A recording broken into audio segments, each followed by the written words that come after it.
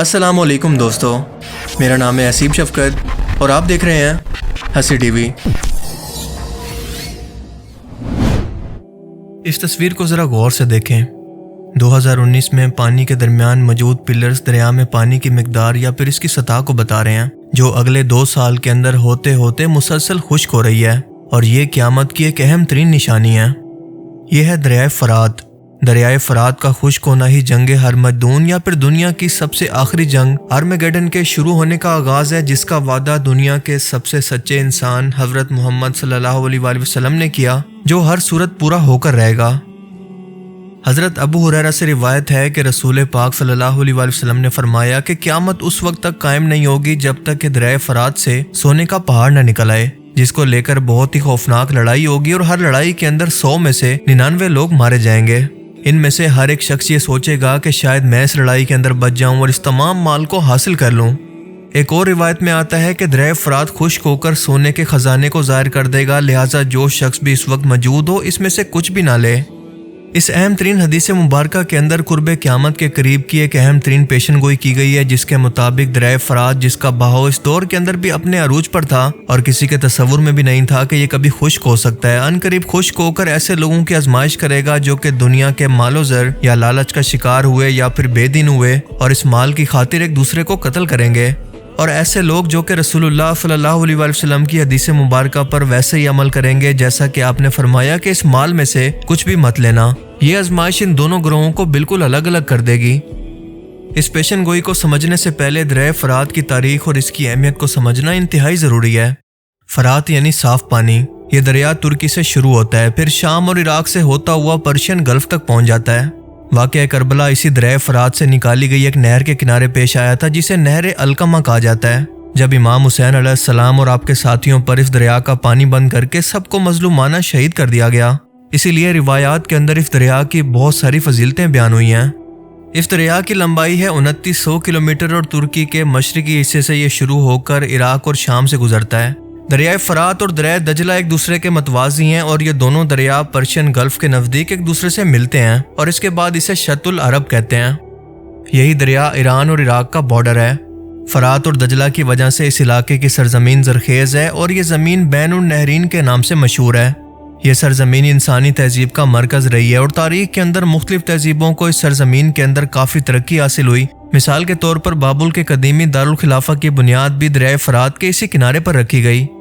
بعض روایات کے مطابق فرات ایک مقدس اور بافضیلت دریا ہے، جس کے اندر جنت کا پانی شامل ہے، جو 7ویں آسمان پر موجود ایک بہت بڑے درخت سدرۃ المنتہا کی جڑوں سے آ رہا ہے۔ سائنٹیفکلی طور پر آج یہ بات ثابت کرنا مشکل ہے کہ 7 آسمانوں پر موجود سدرۃ المنتہا سے یہ کس میڈیم کے ذریعے یا پھر کس پائپ کے ذریعے یہ پانی زمین کے اندر پہنچ رہا ہے۔ یہ بات تو اللہ ہی بہتر جانتا ہے، لیکن شاید آنے والے وقتوں کے اندر ہم اس کی سائنس کو بھی دریافت کر لیں۔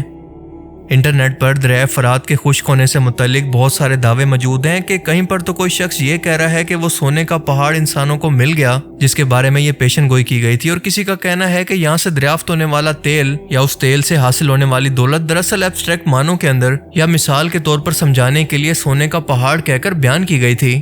تو کوئی دریائے فرات کے خشک ہونے والے علاقوں سے ملنے والے اس پراسرار شہر کو سونے کے ایک پہاڑ سے تشبیہ دے رہے ہیں۔ جون 2022 کو یہ خبر آئی کہ عراق کے اندر انوائرمنٹ کی تبدیلی کے 6 سال کے بعد دریائے دجلہ کے خشک ہونے سے 3500 سال پرانی ایک بستی دریافت ہوئی ہے، اور ماہرین آثار قدیمہ کے مطابق دریائے دجلہ کے خشک ہونے کے بعد ظاہر ہونے والی یہ بستی 1275 سے لے کر 1475 قبل مسیح کے درمیان قائم ہوئی تھی۔ یہ بستی زلزلے سے تباہ ہوئی تھی۔ بابل عراق کا یہ شہر دنیا کا سب سے پہلا میٹروپولیٹن شہر تھا، جسے میسوپوٹیمیا بھی کہتے ہیں، لیکن بابل اب کھنڈرات بن چکا ہے۔ بغداد سے 100 کلومیٹر دور دریائے فرات کے کنارے پر واقع یہ انسانی تاریخ کا پہلا شہر تھا، جس کی آبادی تھی تقریباً 2 لاکھ سے بھی زیادہ۔ 4000 سال قبل مسیح کی تحریروں کے اندر بھی اس شہر کا تذکرہ ملتا ہے۔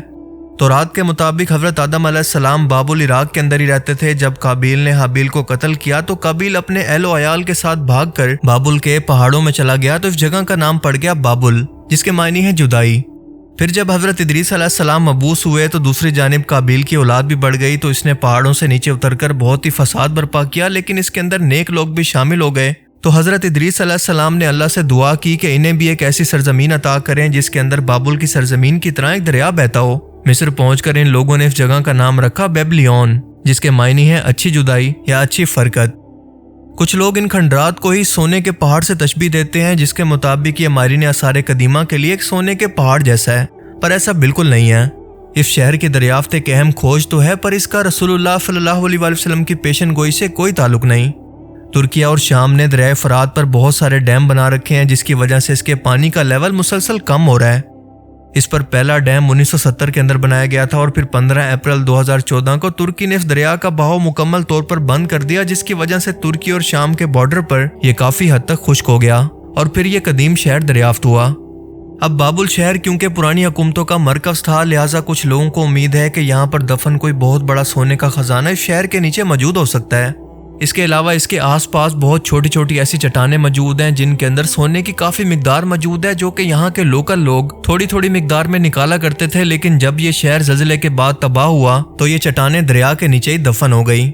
इसलिए आज भी दरिया फरात के नीचे मौजूद इन चट्टानों से बहुत मामूली मिकदार के अंदर सोना निकाला जाता है, जिसे बुनियाद बनाकर इस पेशन गोई को सच बताया जा रहा है। लेकिन ऐसा नहीं है और अब तक कहीं से भी दरिया फरात से सोने के पहाड़ या बहुत ज्यादा मिकदार के अंदर सोने के पहाड़ या फिर खजाने के मिलने की तस्दीक नहीं हो सकी।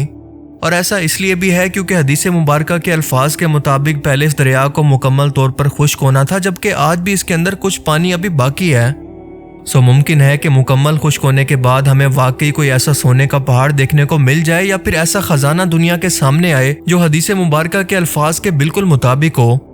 या ये भी मुमकिन है कि हम इंसानों को इसे खोजने की जरूरत ही ना पड़े, बल्कि अल्लाह ताला खुद इस पहाड़ को बिना खोजे अचानक से इंसानों के लिए जाहिर कर दे।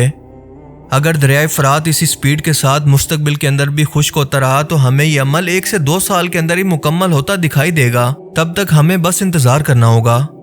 जबकि इसके अलावा इंटरनेट पर इस पेशन गोई से मुतल्लिक जितने भी दावे मौजूद हैं, चाहे वो तेल के मिलने के हों, सोने जैसी किसी कीमती धातों के मिलने की या किसी भी और कीमती चीजों के मिलने की, वो सब की सब मनगढ़ंत बातें और अफवाहें हैं जिनका हकीकत से कोई ताल्लुक नहीं।